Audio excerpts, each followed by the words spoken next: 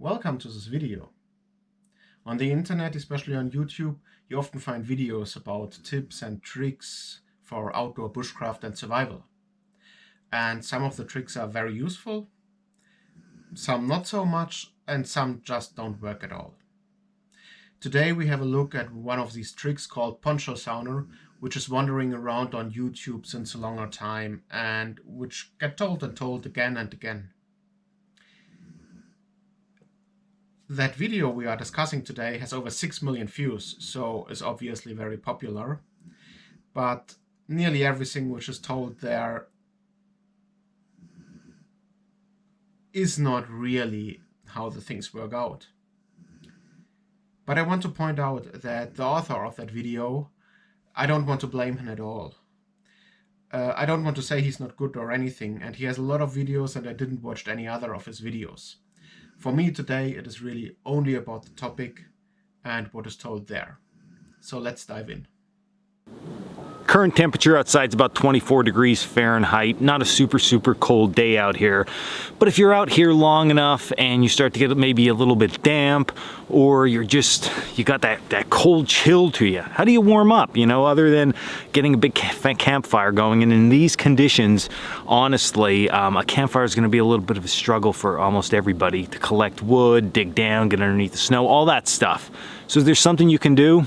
Yeah, if you have your wool blanket and you have one of these, a little candle, you can warm up. This is a trick the old timers used all the time. I'm pretty sure no one really used it and you can't really warm up with it. And we will now find out why. Step number one, find yourself a tree. I think it's way more comfortable if you can lean up against a tree and do this. But I guess you could do it in the open air also. You're gonna take something, it can be your gum blanket, it can be your slip pad, it can just be the tarp you have along with you, and get that down on the ground. What you don't wanna do is find yourself sitting on the cold snow. I mean, we're cold to begin with, right? So now we're gonna take our blanket and we're gonna just drape it across ourselves. Okay, so I'm all bundled up inside here right now. I have a blanket that if I pull it over... Normally in most of the videos the people use a poncho instead of a blanket, but it doesn't really matter.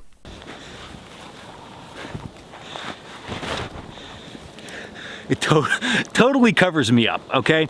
And that is important because now what we're gonna do is we're gonna light that candle. We're gonna place that candle in between our legs here. We're gonna pull that blanket over and allow that heat from the candle to warm the inside of the blanket up. Now, I know what you're thinking. You're gonna be breathing fumes, you're gonna be breathing smoke.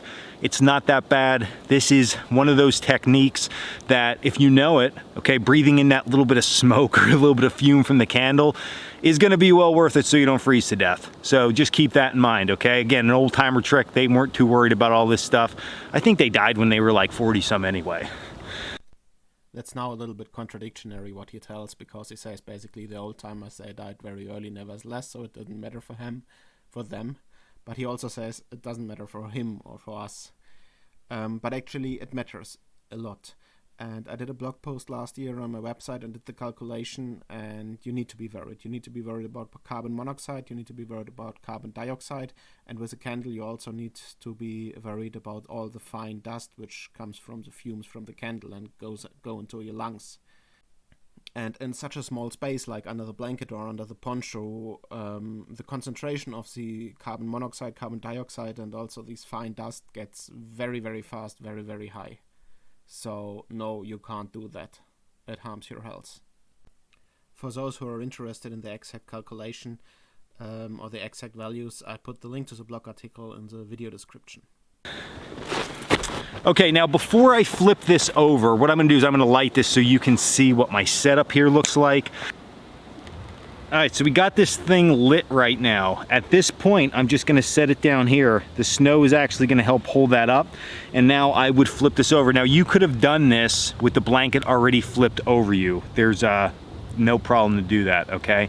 But in our case, for the video, we wanted to do that, all right? All right, so you're stuck in here with me and a candle, okay? So now what we can do is we can sit in here and allow this time to close up a Dan. start to warm this up inside here, okay? So now we're just gonna sit, we're gonna relax for a little bit and see if it warms up at all. Now, no joke, after a short time, okay, we're almost at 40 degrees. So, I have no idea about the Fahrenheit values, but before, when he showed the thermometer, it had -2 degrees, and now the thermometer shows +3, so it's a difference of 5 degrees. And that can basically also happen just with your body heat.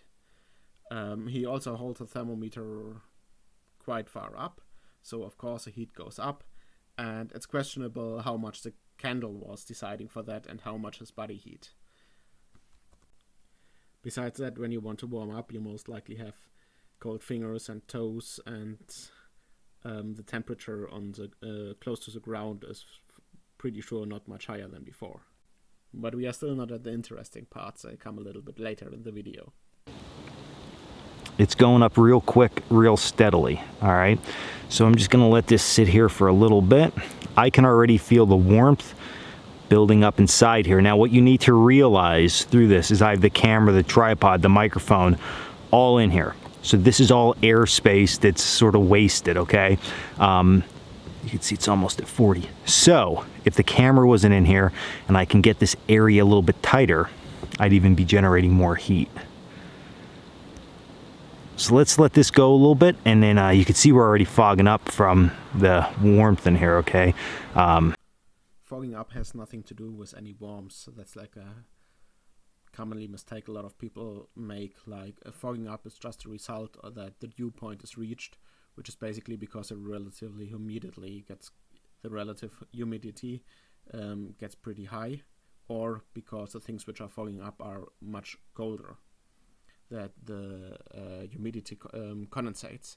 And especially in that case, because he breathes under the blanket, and also the candle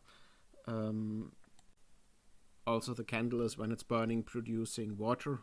Nearly everything out of oil or fat, basically everything out of carbon is producing water when it burns. So that adds up to the humidity. And there is hardly anything which is not out of carbon in nature, including, of course, oil and all kinds of refined versions of it.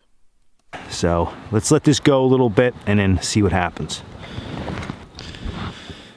So in a short time, look at how much that temperature has went up. I mean, it is really warming up in here. I have a lot of steam coming off of my gloves, off of damp parts of my body. The camera has a lot of moisture now on it because the snow's melting off it. But wow, definitely a viable thing. So here we see that he basically holds the thermometer directly above the heat outcome from the candle. So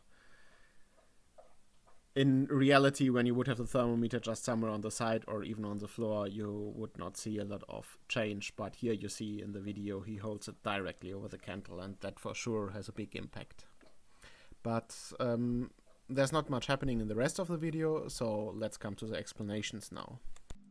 So first of all the heat from the candle goes to the top.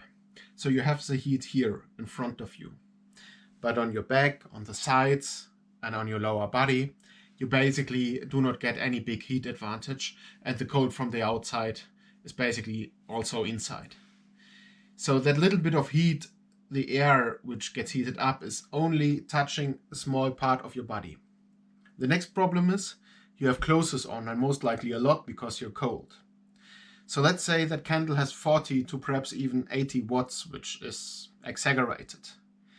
Then most of the heat goes through the blanket or through the poncho to the outside and not to your body.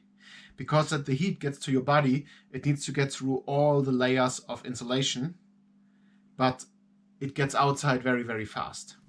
So this energy which the candle is producing, just a very, very, very small part is getting to your body, which is itself producing perhaps 60 watts. The next problem is when you have wind. In all small gaps you can't get it airtight. So if you have any wind, and most likely when you are really, really cold, you got also cold because of wind, then wind will get under your blanket or poncho. And it cools down the air there very, very fast. The next point is, as I told, you can't have the head under it. So with a poncho, you need to have the head outside. So all the warm air is basically just coming here a little bit in front of your chest. Another point is, when you are really cold, you need to really do something to get warm. And when you were active, you were hiking, skiing or whatever, and then you just sit down, your heat production of the body goes greatly down. So when you were cold already before, it's very unlikely that you get warm when you sit down, even if you have that very, very small plus from the candle. Besides that, you need to keep in mind, when you use that candle one time and you put it somewhere back, the wick will for sure break. So before you can use that method, you need to scrape some wax away again to get the wick out again. And by that you shorten the use of the candle a lot, because when you want to use that technique in your breaks, you want to use it on a hike perhaps 10, 20, 30 times. But that's not working, because every time you put it back in the pocket, the wick breaks, and then you need to scrape like at least half a centimeter of wax away. I noticed that in most of the videos, the people somehow try it in a yard or somehow in a prepared environment. They don't show that on a hike.